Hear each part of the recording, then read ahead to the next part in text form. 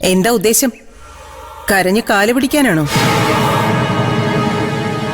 അങ്ങനൊരു അബദ്ധം പറ്റിപ്പോയി. അബദ്ധമാണെന്ന് സമ്മതിച്ചല്ലോ അല്ലേ? സംശയം എന്താ?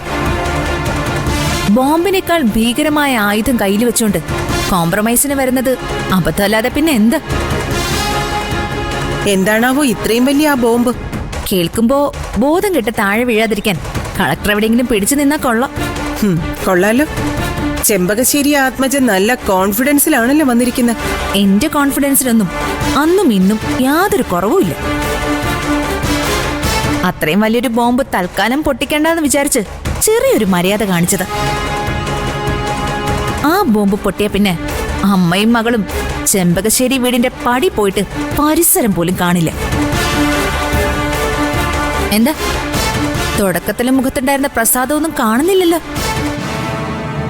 പേടിച്ചു പോയോ? നാടകം കളിക്കാതെ നീ വന്ന കാര്യം പറ.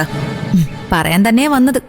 പിന്നെ അത്രയും ഭീകരമായൊരു കാര്യം പറയുന്നതിന് മുൻപ് ഒരു ചെറിയ മുഖവരയൊക്കെ ആവാന്ന് വിചാരിച്ചു. മുഖവര കഴിഞ്ഞില്ലേ? നീ കാര്യം പറ. കാര്യം നമുക്ക് രണ്ടുപേർക്കും അറിയാവുന്നതാ.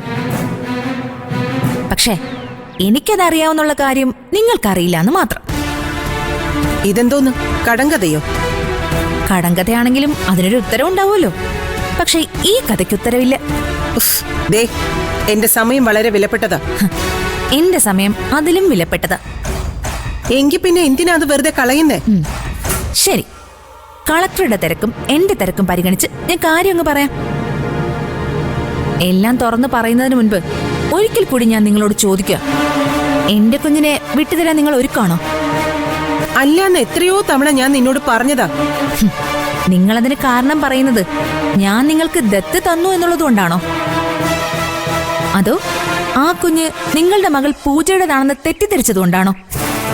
രണ്ടായാലും കുഞ്ഞിനെ നിനക്ക് വിട്ടുതരുന്ന പ്രശ്നമില്ല. അവസാന വാക്കാണോ? അതെ. എങ്കിൽ ഞാൻ ആ സത്യം തുറന്നു പറയുന്നു.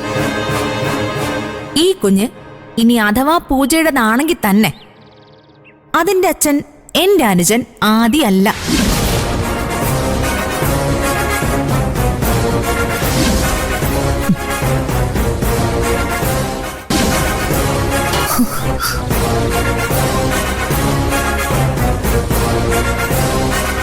ഞാൻ പറഞ്ഞില്ലേ എവിടെയെങ്കിലും പിടിച്ചു നിൽക്കാൻ. ഞാനെന്തിനു പിടിച്ചു നിൽക്കണം? ഇല്ലാത്ത കാര്യം നീ പറഞ്ഞ ഞാൻ എന്തിനു പേടിക്കണം? എന്നിട്ടിപ്പൊ പേടിച്ചില്ല. പൂജയുടെ വയറ്റിൽ കിടന്ന കുഞ്ഞിന്റെ യഥാർത്ഥ അവകാശി ആ കടപ്പുറംകാരനല്ലേ? ഈ കള്ളൊക്കെ നിന്നോട് ആരാ പറഞ്ഞേ? ദേ, വെറുതെ ഫാത്തിമ പറയുന്ന കേട്ട് നീ എന്റെ മോളെ പറ്റി അനാവശ്യം പറഞ്ഞാലുണ്ടല്ലോ. ഫാത്തിമ ഒന്നും പറഞ്ഞതല്ല, ഞാൻ എന്റെ ചെവി കൊണ്ട് നേരിട്ട് കേട്ടതാ അവനും അവളും സംസാരിക്കുന്നത്. അതായത് കൊച്ചിന്റെ അച്ഛനും അമ്മയും തമ്മിൽ സംസാരിക്കുന്നത്. അതിനപ്പുറം എന്ത് തെളിവാ വേണ്ടത് കളക്ടർക്ക്? എല്ലാവരും പറ്റിക്കുന്നത് പോലെ എന്നെ പറ്റിക്കാന്ന് വിചാരിക്കരുത്. നിങ്ങളെപ്പോലെ IAS കാര്യമൊന്നും അല്ലെങ്കിലും സാമാന്യ വിവരവും ബുദ്ധിയൊക്കെ എനിക്കുണ്ട്. പിന്നെ ഞാൻ ഇതുവരെ ഇത് കൊട്ടിഘോഷിക്കാതിരുന്നത് നിങ്ങളോടോ നിങ്ങളുടെ മകളോടുള്ള സെന്റിമെന്റ്സ് കൊണ്ടൊന്നുമല്ല, എന്റെ മുത്തശ്ശിയോടുള്ള ഇഷ്ടക്കൂടുതൽ കൊണ്ടാ. ഈ വിവരം അറിഞ്ഞ് അവർക്ക് എന്തെങ്കിലും സംഭവിക്കുമെന്നുള്ള പേടിയുണ്ടാ. പക്ഷേ ഇപ്പൊ എനിക്ക് ആ പേടിയില്ല. എന്തും കേൾക്കാനും സഹിക്കാനുമുള്ള കരുത്ത് എന്റെ മുത്തശ്ശിക്കുണ്ടെന്ന് എനിക്ക് ബോധ്യപ്പെട്ട് കഴിഞ്ഞു. എല്ലാ രഹസ്യങ്ങളും ഞാൻ എല്ലാവരോടും വിളിച്ചു പറയാൻ പോവാ. ആത്മജെ, നീ വെറുതെ ഇല്ലാത്ത കാര്യങ്ങൾ പറഞ്ഞുണ്ടാക്കരുത്. ഇല്ലാത്ത കാര്യങ്ങളാണോ ഉള്ള കാര്യങ്ങളാണോന്ന് കേൾക്കുന്നവര് തീരുമാനിക്കട്ടെ. മരിച്ച് മണ്ണടിഞ്ഞ ഏതോ കടപ്പുറക്കാരന്റെ കൊച്ചിന്റെ പേരില് എനിക്ക് എന്റെ കുഞ്ഞിനെ നഷ്ടപ്പെടുത്തിയ സത്യമായും കളക്ടറെ ഞാൻ ആരാണെന്ന് നിങ്ങൾ അറിയും. എന്റെ കുഞ്ഞിനെ എനിക്ക് തിരിച്ചു കിട്ടിയില്ലെങ്കിൽ എനിക്കറിയാവുന്ന സത്യങ്ങൾ മുഴുവൻ ഞാൻ ഈ ലോകത്തോട് വിളിച്ചു പറയും. എന്ത് സത്യങ്ങൾ? ആ കുഞ്ഞെന്റെ പൂജയുടെയാ. ആ കുഞ്ഞിന്റെ അച്ഛൻ ചെമ്പകശ്ശേരിയിൽ ആദിത്യനാണ്. ഈ പറഞ്ഞത് രണ്ടും കളവാണെന്ന് എനിക്കും നിങ്ങൾക്കും അറിയാം.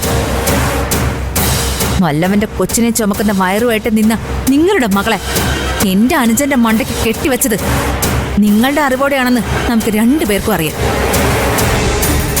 ജീവനോടെ ഇപ്പോൾ ഉള്ള ആ കുഞ്ഞ് എന്റേതാണെന്നും പൂജയുടെ വയറ്റിൽ കിടന്ന കുഞ്ഞ് മരിച്ചു എന്നും ആ കുഞ്ഞിന്റെ അച്ഛൻ ഞങ്ങളുടെ ആദിയല്ല എന്ന് തെളിയിക്കാനുള്ള എല്ലാ സിമന്റഡ് പ്രൂഫുകളും എന്റെ കൈവശമുണ്ട്.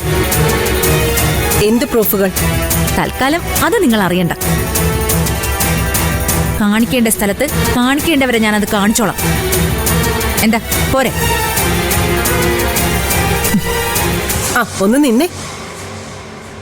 അങ്ങനെ ഡയലോഗ് അടിച്ച് നീ മിടുക്കിയായിട്ട് അങ്ങ് പോയാലോ? പിന്നെ ഞാൻ എന്താ വേണ്ടത്? നീ ഈ പറഞ്ഞ തെളിവുകൾ എനിക്കൂടി ഒന്ന് കാണണം. എന്തിനാ, വലിച്ചേറി കളയാനാണോ? അങ്ങനെ മണ്ടത്തരം കാണിക്കാൻ ഞാൻ ആത്മജയല്ല, മായാലക്ഷ്മിയാ. എങ്കി ബുദ്ധിമതിയായ മായാലക്ഷ്മി കേട്ടോ, ആത്മജ രണ്ടും കൽപ്പിച്ച